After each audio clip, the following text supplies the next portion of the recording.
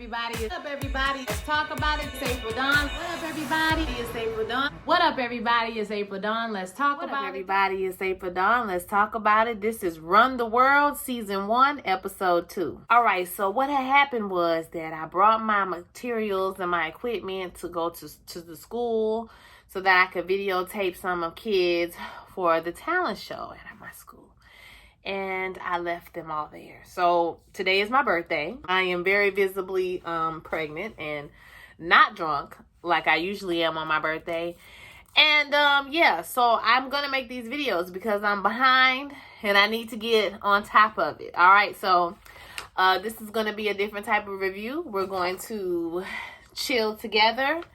We're going to talk about the show in my boudoir. All right. So I don't want to waste any time. Let's go ahead and let's get into it. Oh, yes, baby. Oh my God. Whew, my Lord, have mercy.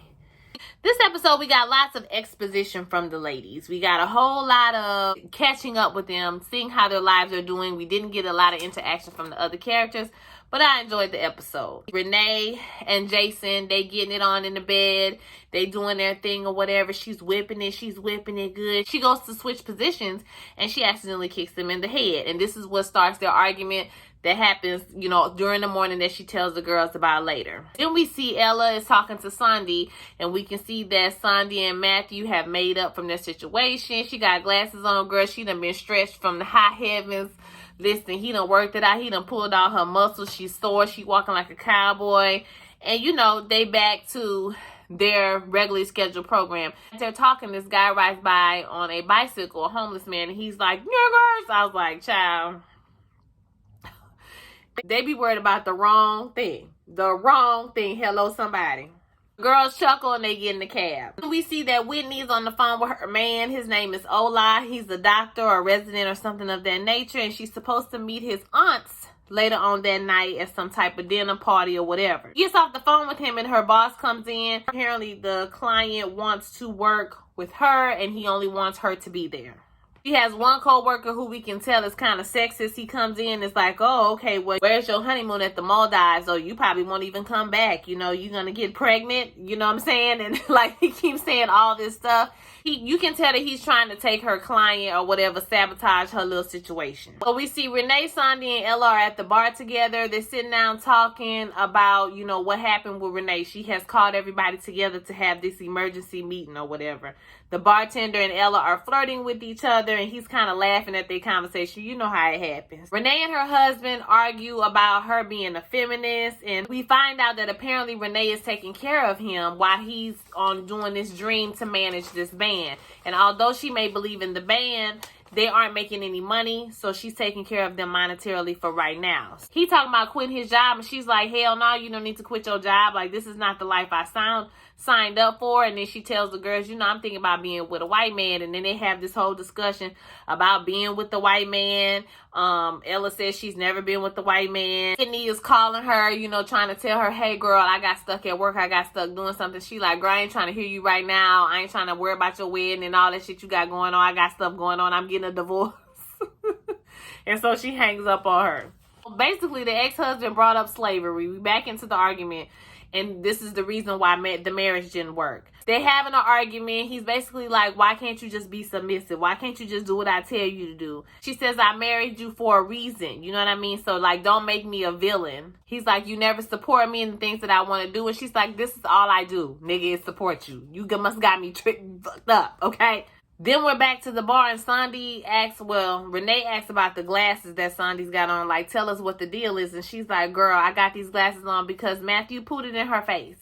Basically, she was trying to look the perineum or the bridge between the anal cavity and the scrotum. Okay, use some good terminology.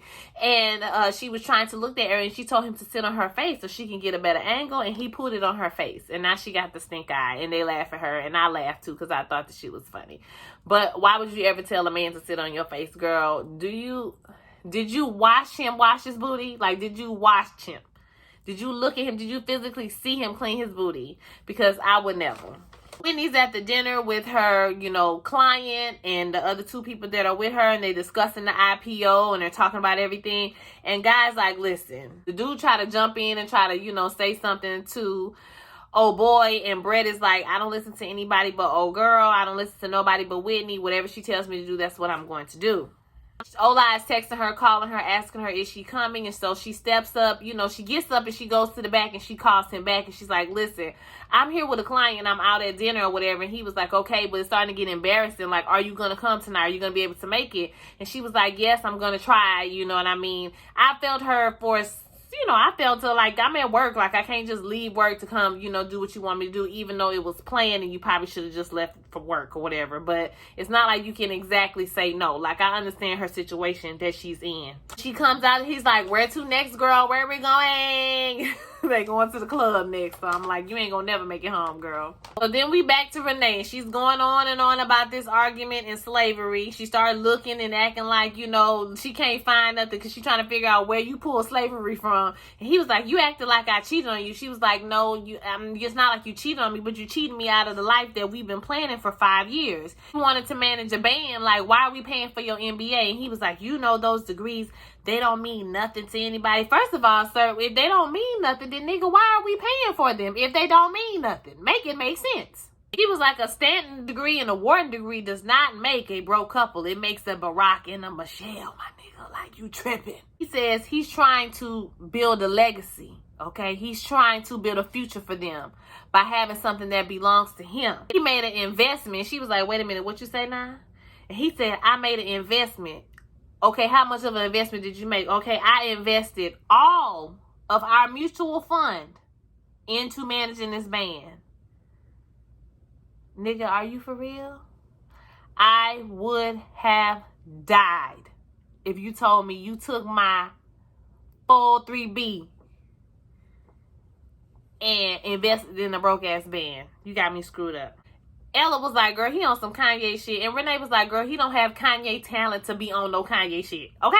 And then some kind of way Ella bring it back to, well, we talk about being with white men or whatever, but, being with a black man, like my dad worships my mom, and I love that about him. Whitney at the club with Brett, and he confesses to her that, girl, I just wanted to get away from my kids and my husband for a little while and just get out and have a little bit of fun. He was like, don't let me spoil your, wedding plans. I know that you're planning your wedding, whatever. Enjoy your time. Like, this is your time. And then she goes to try to tell him, hey, I was supposed to be with my fiance tonight, but she gets interrupted by him because he's like, where's Rada? So she goes to find Rada, and Rada is high as a kite, okay? Rada done took a Molly by accident, and so now she on a whole nother level, on a whole nother planet. And then when she walks off, the guy who was trying to take her client, he slide in there trying to, talk to the guy or whatever. So it wasn't going well, but who knows? That could change, by the end of the night, he can end up, took her, client away from her or whatever.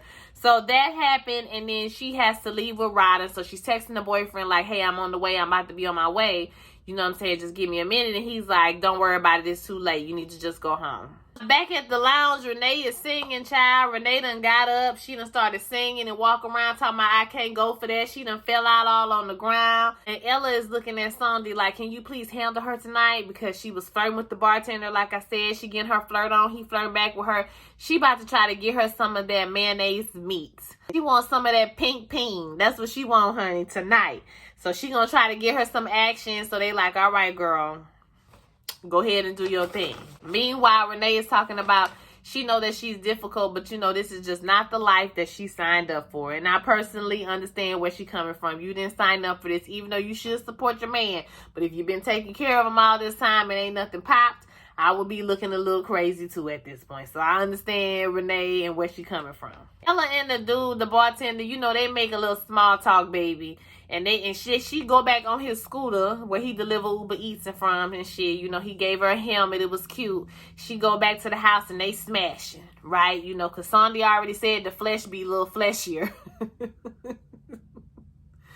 But all she can think about during this time is Underground Season 2, baby, with Harriet Tubman and that speech she gave, honey, and mayonnaise, honey.